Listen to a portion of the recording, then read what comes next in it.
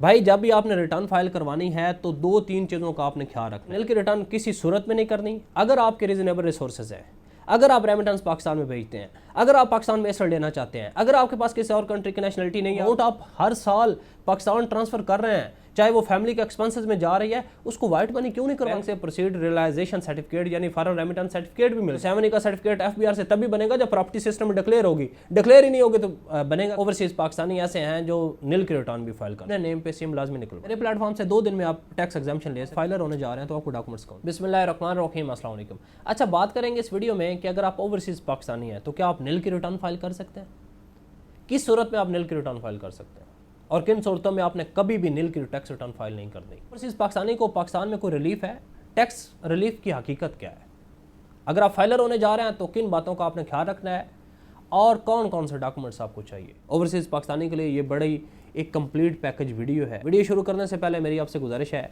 कि चैनल को सब्सक्राइब भी करें और इस वीडियो को आपने ओवरसीज पाकिस्तानी के साथ लाजमी शेयर करना है, आपकी वजह से किसी का बेनिफिट हो सकता है। ये बड़ी आम बात है, ये मिथ है कि ये कहा जाता है कि ओवरसीज पाकिस्तानी जो है वह निल की रिटर्न फाइल कर दें।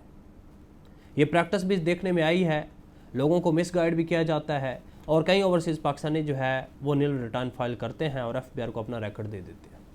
अब उसकी वजह से आपको क्या मसाइल हो सकते हैं, ओवरसीज पाकिस्तानी को बेसिक मसाइल कौन से देखने पड़ते हैं, ये सारी बातें मैं क्लियर करने। अब होता क्या है कि अगर आप ओवरसीज पाकिस्तानी हैं, जैसा कि आपको पता है पाकिस्तान से आपका कोई प्रॉपर सोर्स ऑफ इनकम नहीं है, तो वहाँ पे जाके अगर आपके रीजनेबल सोर्सेज होते हैं, आप रीजनेबल रेवेन्यू जनरेट करते हैं। मैं एग्जांपल देता हूँ कि फॉर एग्जांपल आप 30 to 50 lakh rupees minimum generate कर रहे हैं और वो 30 to 50 लाख में से एक हैंडसम अमाउंट आप पाकिस्तान ट्रांसफ़र करते हैं। स्पेशली वो लोग जिनके पास किसी और कंट्री की नेशनलिटी नहीं होती या वो जो कंट्री जिसमें वो रह रहे हैं वो उनको नेशनलिटी नहीं देता, तो उन्होंने जो रेवेन्यू जनरेट होता है वो कहाँ लेके जाना होता है, वो पाकिस्तान आता है, उसको वो पाकिस्तान ट्रांसफ़र करते हैं। और कई ओवरसीज़ पाकिस्तानी तो हर साल कुछ ना कुछ जो है एसेट पाकिस्तान बनाते हैं, वो गाड़ी की सूरत में, वो प्रॉपर्टी की सूरत में कोई ना कोई चीज़ वो लेते रहते हैं। अब होता क्या है कि जब आप अपनी रिटर्न फाइल करवाते हैं, ये मिथ है कि निल रिटर्न फाइल करवा दें, आपके कंसल्टेंट को भी बड़ी आसानी होती है कि निल की रिटर्न फाइल कर दे, अगर आप खुद ट्राई करते हैं तो आप निल की कर देते हैं।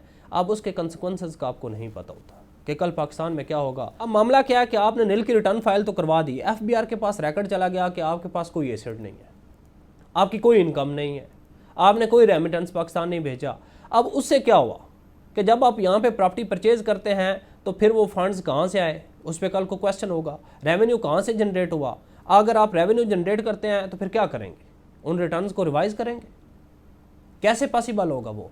क्योंकि एफबीआर जो है जहाँ पे आपको बहुत ज़्यादा रिलीफ देता है वहाँ पे कुछ कवानीन है। यहाँ पे ये भी बता दूँ कि एफबीआर की तरफ से किसी किस्म की कोई परेशानी नहीं है उन लोगों को जो जिम्मेदारी के साथ रिटर्न फाइल करते हैं, जो एक्यूरेसी के साथ एज पर लॉ अपने रिटर्न फाइल करवाते हैं, किसी किस्म की कोई परेशानी नहीं है। सिर्फ और सिर्फ मसला तब होता है जब आपको लॉ का पता नहीं होता, आपको रूल्स एंड रेगुलेशन का पता नहीं होता और आप बिल्कुल एक जो मिथ है, एक जिसकी कोई रियलिटी नहीं है, उसके अकॉर्डिंगली चल रहे होते हैं। भाई जब भी आपने रिटर्न फाइल करवानी है तो 2-3 चीज़ों का आपने ख्याल रखना है। सबसे पहले कि आपने अपने जो अमाउंट आउट कंट्री से रेमिटेंस है वो हमेशा अपने ही अकाउंट में पहले ट्रांसफ़र करने हैं, फिर उसको डिस्ट्रीब्यूट करना है।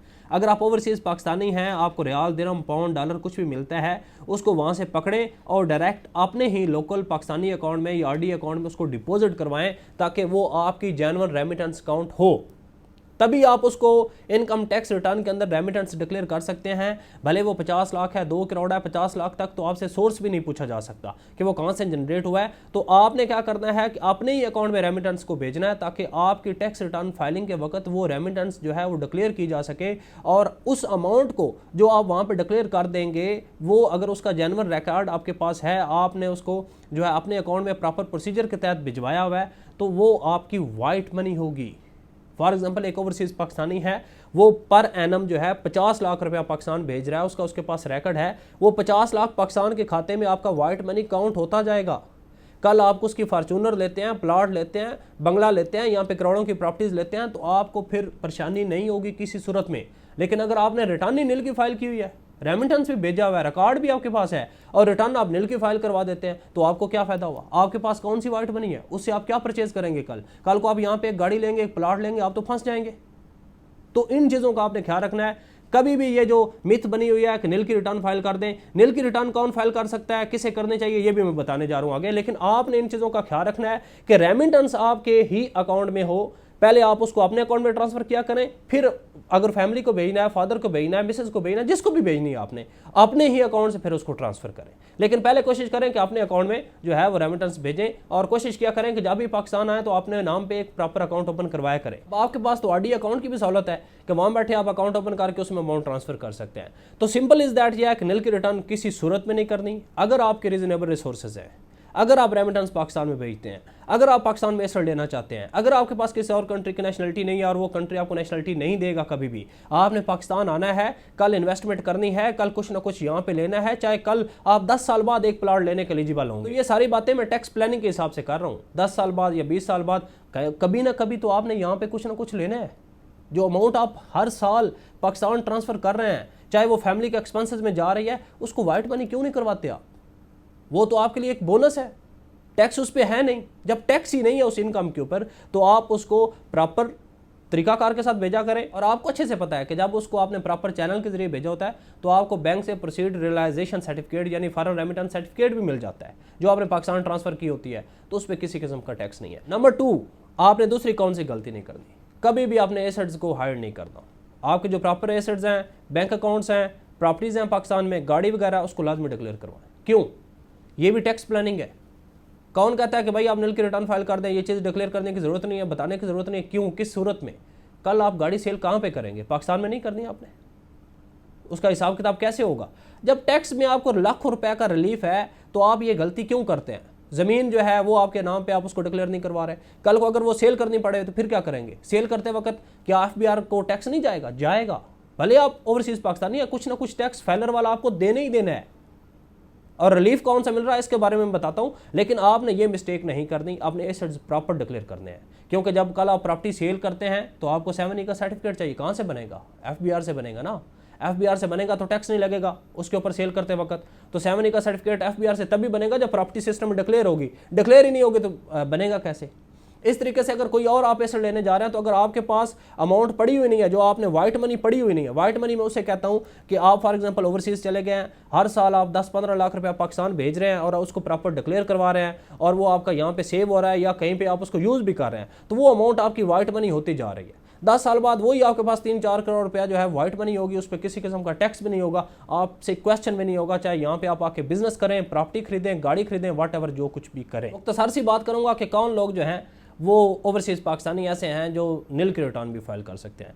देखिए, नंबर 1, अगर तो आपके पास किसी और कंट्री की नेशनलिटी है और आप ये समझते हैं कि आपने पाकिस्तान में कोई एसेट सेल परचेज़ नहीं करना, तभी इसी सूरत में आप निल की रिटर्न फाइल करते जाएँ, रेमिटेंस डिक्लेयर ना करें तो भी चल सकता है। और दूसरी सूरत यह है कि अगर आप ओवरसीज़ पाकिस्तानी हैं और वहाँ पे आपके कोई प्रॉपर रिसोर्सेज नहीं, आप मसाइल में हैं, आपकी इनकम बहुत थोड़ी है, 7-8 लाख, 10 लाख, 12 लाख, वो आप भेजते हैं, उससे ज़्यादा खर्चे हैं, तो आप चलें निल की रिटर्न फाइल करते हैं।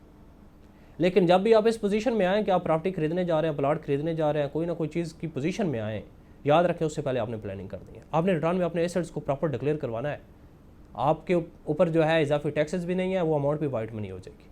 ये बातें बड़ी हैं मैं जो आप लोगों से करने जा रहा हूँ। मैं वो बात कर रहा हूँ जो 5 साल, 10 साल बाद, 4 साल बाद जिसकी आपको ज़रूरत है। अब बात करते हैं कि ओवरसीज़ पाकिस्तानी जो हैं वो किन चीज़ों का ख्याल रखेंगे। एक बात याद रखें कि जब भी पाकिस्तान आए, आपने नेम पे सिम लाजमी निकलवाएं। आपकी सिम रजिस्टर्ड होनी चाहिए, उसको इंटरनेशनल रोमिंग पे रखें और अपने पास रखें। कभी भी ओवरसीज़ पाकिस्तानी वहाँ पे आपको यहाँ पे रजिस्टर्ड होने के लिए किसी मामले में किसी न किसी जगह पे उस सिम की आपको ज़रूरत होगी, उस पर कोड की, वेरिफिकेशन कोड की ज़रूरत हो सकती है। नंबर 2, जब भी अपना कार्ड बनाएं, अगर आपके पास आउट कंट्री का स्टेटस है, वहाँ पर अकामा वगैरह है, तो अपना जो ओवरसीज़ कार्ड बनवाया करें। बड़ी अहम बात करने जा रहा हूँ, ओवरसीज़ कार्ड बनवाना है जिसके ऊपर country of stay, Saudi Arabia, Dubai, Italy, France, what ever कुछ भी लिखो, लेकिन आपके पास नाइकअप होना चाहिए, ओवरसीज़ कार्ड होना चाहिए। जब भी पाकिस्तान आए कार्ड बनवाएं, कभी भी रेजिडेंट कार्ड ना बनवाएं। अगर आपके पास स्टेटस नॉन रेजिडेंट का है तो इन 2 बातों का ख्याल रखना, सिम लाजमी निकलवानी है, नॉन रेजिडेंट कार्ड बनवाना है। ओवरसीज़ पाकिस्तानी को काफ़ी ज़्यादा रिलीफ है, जैसा कि प्रॉपर्टी की सेल परचेज पे अगर आप लेट फाइलर हैं, नॉन फाइलर हैं, तो आप टैक्स एग्जाम्पशन रिलीफ हासिल कर सकते हैं। जैसा कि मेरे प्लेटफॉर्म से 2 दिन में आप टैक्स एग्जाम्पशन ले सकते हैं, अप्रूवल ले सकते हैं, और उसके बाद आप प्रॉपर्टी की सेल परचेज करेंगे तो आपको रेगुलर फाइलर वाला ही टैक्स लगेगा। एक और बड़ी मिथ है, कई ओवरसीज़ कहते हैं जी हमें तो कोई टैक्स नहीं, ऐसा नहीं है। आपको रिलीफ सिर्फ और सिर्फ टैक्स प्रॉपर्टी की सेल परचेज पे है। बाकी अगर आपका सेविंग अकाउंट है, करंट अकाउंट है, कैश विड्रॉ करवाते हैं, कहीं पे म्यूचुअल फंड्स में इन्वेस्टमेंट है, जहाँ कहीं भी इन्वेस्टमेंट होगी आपकी, आपको डबल टैक्सेस लगेंगे अगर आप फाइलर नहीं होंगे तो। लिहाजा फाइलर तो आपको होना है। तो फाइलर होने में नुकसान क्या है? कोई नुकसान नहीं है आपका, कोई परेशानी नहीं है। लेकिन रीज़न सिर्फ एक ही है कि ज़िम्मेदारी से काम होना चाहिए। जब आप फाइल ही प्रॉपर फाइल नहीं करेंगे, आप 2, 4, 5 हज़ार की खातर जो है रिटर्न फाइल गलत फाइल कर देंगे या प्रॉपर ठीक बंदे का इंतखाब नहीं करेंगे तो मसाइल हो सकते हैं। तो इन बातों का ख्याल रखना है। और एट द एंड बात कर लेते हैं कि अगर आप फाइलर होने जा रहे हैं तो आपको डॉक्यूमेंट्स कौन से चाहिए। सबसे पहले आपको बेसिक चीज़ें, आपका CNIC number, name, address, cell number, email account, ये तो NTN बनाने के लिए बेसिक डॉक्यूमेंट्स हैं।